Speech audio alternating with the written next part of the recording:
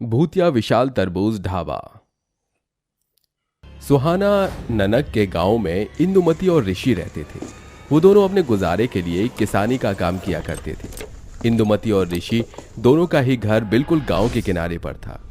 मुझे पता नहीं था कि हमारे गांव के बिल्कुल किनारे पर भी कोई इतनी अच्छी खेती करने वाला किसान रहता है। तुम्हारे तरबूज तो देखकर ही बिल्कुल ताजे लग रहे हैं। मुझे ये तरबूज 5 किलो दे दो। ऋषि शांति से अपने खेत से तोड़कर उस आदमी को तरबूज देने लगा। उसे देखकर वो आदमी बोला, वैसे भाई, यहाँ पर तुम्हारी क्या ही बिक्री होती होगी। मेरी मानो तो सड़क किनारे अपने तरबूज बेचने लगो। ऋषि बस शांति से उस आदमी की बातें सुन रहा था। उसने बातें सुनते हुए ही उसको अपने खेत से एक बहुत ही मोटा 5 किलो का तरबूज निकाल कर दे दिया। उस आदमी के जाते ही ऋषि और इंदुमती अपने असली रूप यानी भूत चुड़ैल के रूप में आ गई। ये इंसान कितना ज्यादा दिमाग चाटता है ना। वैसे मुझे उस आदमी की बात में कोई खराबी नहीं लगी। जरा सोचो, अगर हम अपने तरबूजों को ही यहाँ से निकाल कर सड़क पर बेचने लगे तो हमारी 2 गुनी बिक्री होगी, और 2 गुनी बिक्री का मतलब है 2 गुना शिकार। जीते जी मैंने ये काम किया था, लेकिन इससे मुझे कुछ भी हासिल नहीं हुआ था। इसीलिए बस जिस तरह से गाड़ी चल रही है वैसे चलने दो। ऋषि ने ऐसे बोलकर अपनी पत्नी की बात को खत्म कर दिया। सुबह से रात तक आज सिर्फ एक ही ग्राहक आया था, वो आदमी जो सुबह के समय तरबूज लेकर गया था। रात के समय वो सोते हुए ही अचानक उठ खड़ा हुआ और बिना अपने होशो हवास के वो उन भूत चुड़ैलों के घर के बाहर आकर खड़ा हो गया। आजा, हम तेरा ही इंतजार कर रहे थे। मुझे और तरबूज दो। इतनी जल्दी भी क्या है? ऐसे बोलकर इंदुमती और ऋषि ने उस आदमी को मार डाला, और जब तक उसके शरीर से एक एक खून का कतरा खत्म नहीं हो गया तब तक उन्होंने उस आदमी को नहीं छोड़ा। रोज इसी तरह से सिलसिला जारी था। यही कहानी चलते हुए लगभग 1 महीना बीत गया था, लेकिन अब आकर कोई भी ग्राहक इतनी दूर से तरबूज वगैरह खरीदना पसंद नहीं करते थे। देखो, मैं अपने मायके चली जाऊंगी। तुम्हें अचानक क्या हुआ? इंसान का खून पीने के लिए मेरी रूह भी प्यासी हो गई है। 1 हफ्ते से किसी भी हट्टे कट्टे इंसान का खून मुझे नहीं मिला है। लगता है कि अब लोग इस जगह पर आना ही नहीं चाहते हैं। अगर ऐसी बात है तो मैं तो चली अपने मायके। रुक जाओ मेरी चुड़ैल साहिबा, मेरे पास एक विचार है। जीते जी जो मैं नहीं कर सका वो अब मरने के बाद करूंगा। कैसा विचार? बस देखती रहो अब किस तरह इंसान यहाँ खुद चल कर आएगा। ऋषि ऐसे बोलकर इंदुमती को सड़क के किनारे ले आया, और वहां आकर उसने एक जादुई भूतिया मंत्र का जाप करना शुरू किया। जैसे जैसे ऋषि मंत्र पढ़ रहा था वैसे वैसे ही उसके खेत के सारे तरबूज उड़कर आने लगे। वहीं सड़क के किनारे पर एक छोटी सी खाली झोपड़ी बनी हुई थी। वो तरबूज आकर उसके ऊपर खुद ब खुद ही चिपकने लगे। ये सब क्या है? इंदुमती को भी कुछ समझ नहीं आ रहा था। कुछ देर बाद ऋषि चुप हुआ, और जैसे ही इंदुमती ने आसपास का हाल देखा वो हैरान रह गई। कैसा लगा? शानदार। अब हम इसके जरिए लोगों को अपना बलि का बकरा बनाएंगे। उन्होंने सड़क किनारे अपना छोटा सा एक भूतिया तरबूज ढाबा बना दिया था। उसकी छत से लेकर दीवारों तक हर चीज सिर्फ तरबूज से ही बनी थी, और साथ ही उसके अंदर तरबूज और उसके छिलके से बने अजीब अजीब पकवान भी मिलते थे। भूत चुड़ैलों का ये ढाबा थोड़े ही दिनों में न सिर्फ गांव बल्कि शहर में ही मशहूर हो गया था। लोग दूर दूर से अनजाने में इस ढाबे के पकवान खाने आया करते थे। अरे वाह, ये जगह देखने में ही कितनी सुंदर है। बहन, जरा हमें तरबूज की छिलके के पकौड़े और तरबूज का रस दे दो। अभी लाई। वाह, शिकार खुद जाल में फंस रहा है। उनका पूरा ढाबा ऐसे ही लोगों से भरा हुआ था। कोई तरबूज की ही डिशेस मांग रहा था तो कोई पनीर और नॉनवेज वगैरह। अरे बहन, जरा जल्दी से बिरयानी ले आओ ठंडे तरबूज के साथ। लाती हूँ। इतने सारे लोगों को देखकर दोनों भूत चुड़ैल ललचा रहे थे, लेकिन इस समय उन्होंने अपने आप पर काबू रख लिया। रात होते ही वो सभी लोग जो ढाबे पर खाना खाने आए थे खुद ब खुद ही चलते हुए भूत चुड़ैल के दरवाजे तक पहुंच गए। वो सभी मदहोश थे, इसीलिए उनका खुद के ऊपर काबू नहीं था। भूत चुड़ैल एक एक करके उन सभी लोगों को खा गई, और ऐसे ही सुबह हो गई। लोगों के रोजाना गायब होने की खबर शहर के लोगों को लग रही थी, लेकिन कोई भी इस सब की वजह नहीं जान पा रहा था। ऐसे ही सिलसिला चलते चलते काफी दिन बीत चुके थे। एक दिन, अरे वृंदा, देखो यहाँ पर तो ढाबा है, चलो चलते हैं। इयो, तरबूज ढाबा? मुझे तरबूज 1% भी पसंद नहीं है, मुझे नहीं जाना। लेकिन मैं तो जाना चाहता हूँ क्योंकि मुझे तरबूज बहुत पसंद है। ऐसे बोलकर देव वृंदा को अपने साथ भूतिया ढाबे में ले गया। अरे देखो वृंदा, यहाँ तरबूज के अलावा भी काफी चीजें हैं। तुम जो खाना चाहती हो खाओ, मुझे कुछ नहीं खाना है। जो मर्जी। ऐसे बोलकर देव ने अपना ऑर्डर दे दिया। उसने एक फुल प्लेट ठंडा तरबूज और एक प्लेट बिरयानी ऑर्डर की। वाह, मजा आ गया। हाँ हाँ, खाओ खाओ, मैं अभी आती हूँ। देव ने भरपेट खाना खाया और इसी बीच वृंदा वहीं आसपास टहल रही थी। अब वापस चलने का इरादा नहीं है क्या? मैंने ऐसा कब कहा? चलो चलती हैं। देव और वृंदा दोनों लौट गई। वो दोनों ही यूनिवर्सिटी स्टूडेंट थे। रात होते ही देव अपने बिस्तर से उठकर कहीं जाने लगा। वो बिल्कुल मदहोश था, लेकिन उसे जाते हुए वृंदा ने देख लिया। कहाँ जा रही हो देव? देव!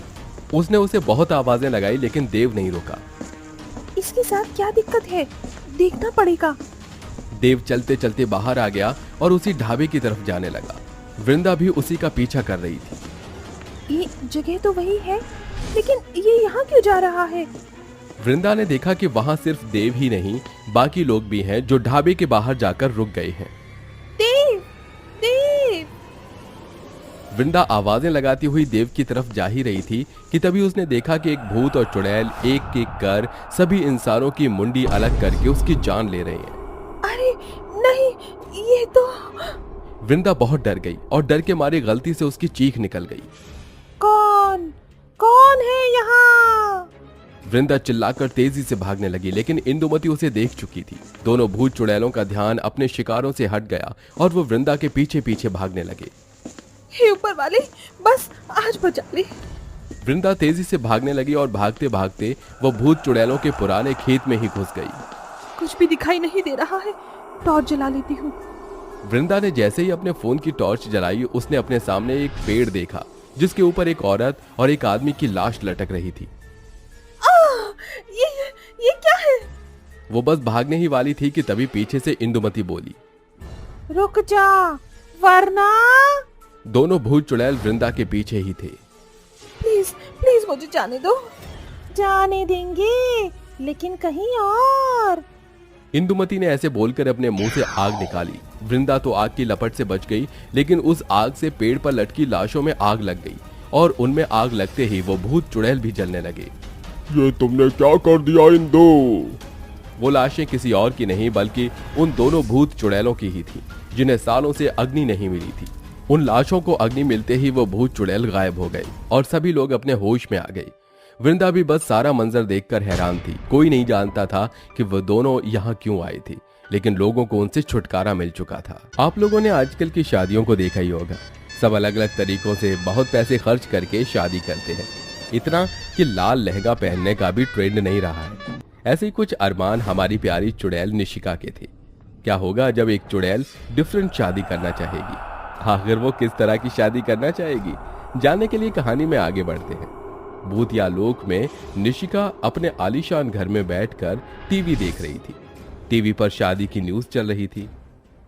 जैसा कि आप देख सकते हैं, अभी हाल ही में परिणीति ने लाइट लहंगा पहनकर अपने होने वाले हीरो के साथ शादी की और लाखों लोगों का दिल जीत लिया। उन्हें देखकर तो मुझे भी शादी करने का मन कर रहा है। खैर, आप कैसे शादी करना चाहेंगे, हमें इस नंबर पर मिस कॉल देकर जरूर बताएं। वाह, आजकल कैसी बकवास न्यूज आने लगी है। पता नहीं आजकल सेलिब्रिटी कैसे शादी करने लग गए हैं, वो भी फीकी फीकी।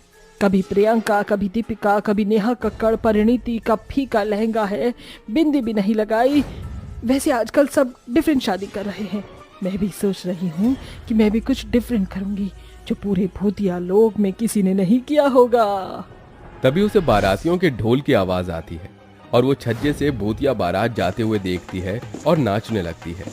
ओए होए, आहा, संजना जी वारी वारी जाओ जी मैं, सजना जी वारी वारी जाओ जी मैं, तू ही तो मेरा संसार है, ऐसा मेरा प्यार है, ऐसा मेरा प्यार है। अरे भला मैं क्यों इसकी बारात में इतनी देर से नाच रही हूँ? पता नहीं आजकल सब इतना शादी क्यों कर रहे हैं। इनको देखकर तो मेरा भी मन कर रहा है शादी करने का। तभी निशिका का भूतिया पिता कपाली आकर कहता है, हाँ तो सही है बेटा, वैसे भी तेरी उम्र हो गई है, अब तुझे भी शादी कर लेनी चाहिए। पर पापा मैं किससे शादी करूंगी? यहाँ के सारे भूत अजीब से हैं, ऐरे गहरे नत्थु गहरे। किसी की भी शक्ल देखकर मुझे प्यार उमड़ता ही नहीं है। फिर तो तेरी शादी करने का एक ही तरीका है, क्यों ना मैं तेरे लिए दूल्हे को धरती लोक से उठा लाऊं, हैंडसम सा लाऊंगा वो भी। हाँ पापा ये तो अच्छा आइडिया है, और मेरा एक शौक और है, तो मुझे सिंपल सी शादी नहीं करनी है, यूनिक सी करनी है। ठीक है, मैं तेरे लिए एक वेडिंग प्लानर को कल ही भेज देता हूँ, तू उससे मंडप सजाओ, मैं तेरे लिए दूल्हे का इंतजाम करता हूँ। वाह, अब तो मेरी भी शादी होगी, बल्ले बल्ले। ये कहकर भूतिया कपाली कॉल करके एक चुड़ैल वेडिंग प्लानर को अपनी बेटी के पास भेजता है और खुद धरती लोक पर एक हैंडसम से लड़के को इंसान बनकर ढूंढता है। ओहो, बहुत देर से चल रहा हूँ, अभी तक मुझे कोई बढ़िया सा लड़का नहीं दिखा जो मेरी बेटी को पसंद आ जाए। आगे चलता हूँ। कपाली लड़कों को ढूंढने लगता है। ये भी अच्छा नहीं है, और ये तो तंबाकू खाता है। नहीं नहीं, मेरी बेटी से ज्यादा तो ये भयानक लग रहा है। और इसके दांत, कहाँ मिलेगा मुझे अच्छा दामाद? ओहो, ये भी ठीक नहीं है, गरीब सा लल्लू जैसा। ये देखकर वो और आगे चलता है कि एक पत्थर से उसका पैर टकरा जाता है। तभी ऋषभ नाम का लड़का उसे संभाल लेता है। अरे अंकल जी, आप ठीक तो है ना?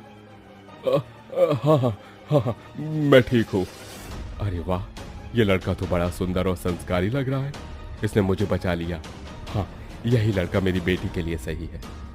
बेटा तुम तो बहुत अच्छे हो, तुम्हारा नाम क्या है? मेरा नाम ऋषभ है अंकल जी। अच्छा बेटा, बहुत प्यारा नाम है, और तुम भी बहुत अच्छे हो, लेकिन जो मैं कर रहा हूँ उसके लिए मुझे माफ करना। ये बोलते ही कपाली जमीन से ईंट उठाकर ऋषभ के सिर पर मार देता है, जिससे वो बेहोश हो जाता है और उसे वो अपनी भूतिया लोक में ले आता है। वहीं निशिका वेडिंग प्लानर से बात कर रही थी। मंडप आपको कैसा यूनिक चाहिए? मैं कुछ समझी नहीं। आजकल कितने सेलिब्रिटी ट्रेंड में शादी कर रहे हैं।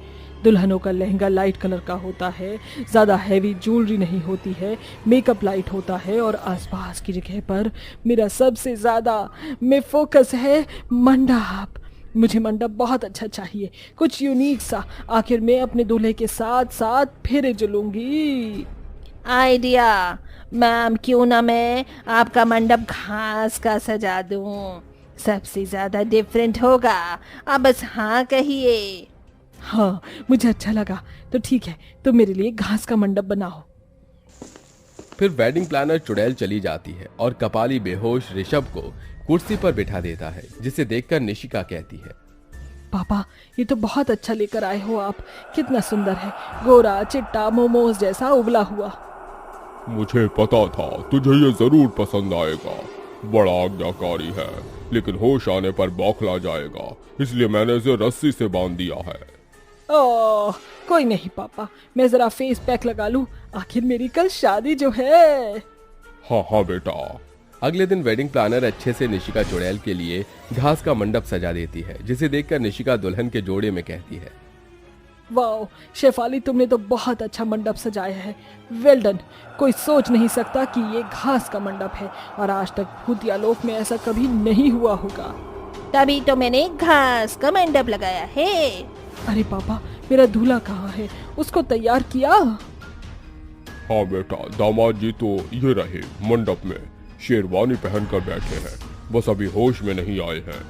ओहो, अब तो इन्हें जग जाना चाहिए। तभी निशिका चुड़ैल अपने दूल्हे पर पानी डाल देती है, जिसके बाद ऋषभ होश में आ जाता है और भूतिया पंडित उनकी शादी के मंत्र पढ़ता है। ओम यशक्षय अग्नि मंत्रम गौतम चुड़ैल गठबंधन में विवाह तनो हरि। ओम भट्ट स्वाहा, ओम भट्ट स्वाहा। मुझे ऐसे बांधा क्यों है? कितने सारे भूत और चुड़ैल हैं यहाँ पर। छोड़ो मुझे छोड़ो। अरे तुम होश में आ गए? बांधा इसलिए है कि कहीं तुम चले न जाओ। तुम्हारी मेरी आज शादी जो हो रही है। क्या एक चुड़ैल से मेरी शादी हो रही है? नहीं नहीं, मुझे नहीं करनी, तुम बहुत डरावनी हो, मुझे अपने घर जाने दो। मेरी शादी के अरमान को खराब मत करो। पति तो तुम मेरे ही बनोगे। और डरो मत, ये मेरा भूतिया लोक है, यहाँ तुम्हें कोई कुछ नहीं कहेगा। क्या भूतिया लोग? डरो मत और मुझे माफ करना, मैं तुम्हें यहाँ लेकर आ गया। भूत, आप तो वही है।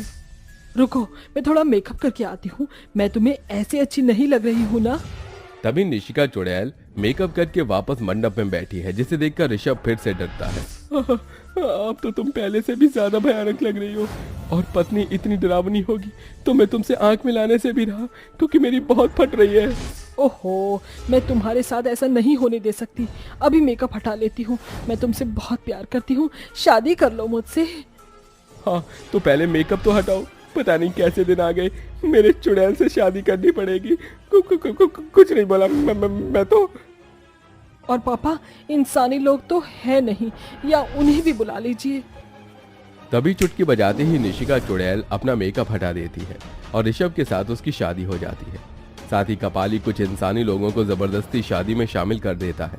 तभी घास के मंडप की वजह से यज्ञ की आग से घास और फिर चुड़ैल के दुपट्टे में आग लग जाती है, जिसे देखकर ऋषभ फटाफट आग बुझाता है और गले लगाकर ऋषभ निशिका को कहता है, तुम ठीक तो हो ना? भगवान का लाख लाख शुक्र है। हाय, तुमने जिस तरह से मेरी जान बचाई, इससे मालूम होता है तुमने मुझे अपनी पत्नी स्वीकार कर लिया है। औरतों की शादी कोई खेल नहीं है। अब तुम मेरी पत्नी हो और मेरे साथ मेरे घर चलोगी। तुम्हें इस चुड़ैल रूप में धरती लोक पर नहीं ले जा सकता। अगर तुम्हें मेरी पत्नी बनाकर मेरे साथ रहना है और मुझसे प्यार करती हो तो तुम्हें इंसानी रूप में आना होगा। क्या ये क्या बोल रहे हो? भूलो मत, हम भूत हैं और मैं तुम्हारा कीमा भी बना सकता हूँ। नहीं नहीं पापा, आपको ऐसा कुछ नहीं करना ऋषभ के साथ। भूलो मत, अब वो आपका दामाद और मेरा सुहाग है। अगर इतना सब होने के बाद भी ऋषभ मुझे अपनाना चाहता है तो मैं उसके लिए इंसान बनने के लिए तैयार हूँ। मुझे यकीन हो गया है कि अब तुम दोनों एक दूसरे से बहुत प्यार करते हो और एक दूसरे का ख्याल रखोगे। ठीक है, अपनी सारी भूतिया शक्ति त्यागने का प्रयास करो, तुम्हारी विदाई भी तो करनी है। जी पापा। ओम चामुंडाय विच्चे नमः स्वाहा।